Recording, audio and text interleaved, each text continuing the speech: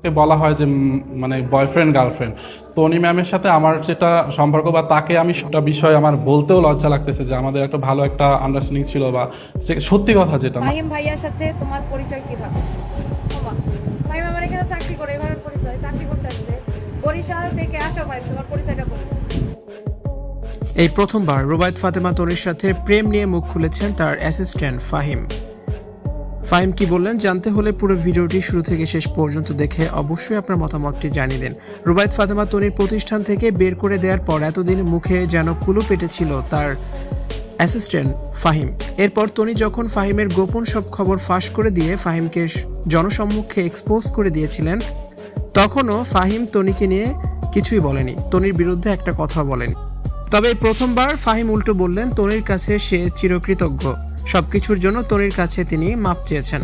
কারণ আজকে তাকে যে কয়জন মানুষ চেনে সব তনিরই কারণে, তনির কোম্পানিতে চাকরি করার কারণেই তার অভিজ্ঞতা বেড়েছে, সে কাজ পাচ্ছে, কিভাবে বিজনেস করতে হয় সেই আইডিয়া তার জন্মেছে।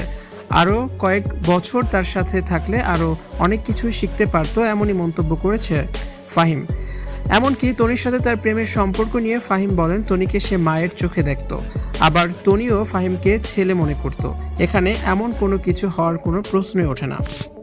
তবে ফাহিমকে নিয়ে রুবায়েত ফাতেমা তনি যে ভয়াবহ সব অভিযোগ তুলেছিল, ফাহিমের গোপন ভিডিও ফাঁস করে দিয়েছিল, এমনকি ফাহিম তনির গোপন সব ছবি নিজের ফোনে ট্রান্সফার করেছিল ব্ল্যাকমেইল করার জন্য, যা পরে ধরে ফেলে রুবায়েত ফাতেমা তনি। তবে এসব নিয়ে কিন্তু কোনো কথাই বলেননি ফাহিম। তনির ভয়ে নাকি মুখ খুলছে না ফাহিম, এমনই মন্তব্য করছেন নেটিজেনরা। ফাহিমকে ব্ল্যাকমেইল করেছে তনি, যে কারণে সে তনির বিরুদ্ধে মুখ খুলছে না।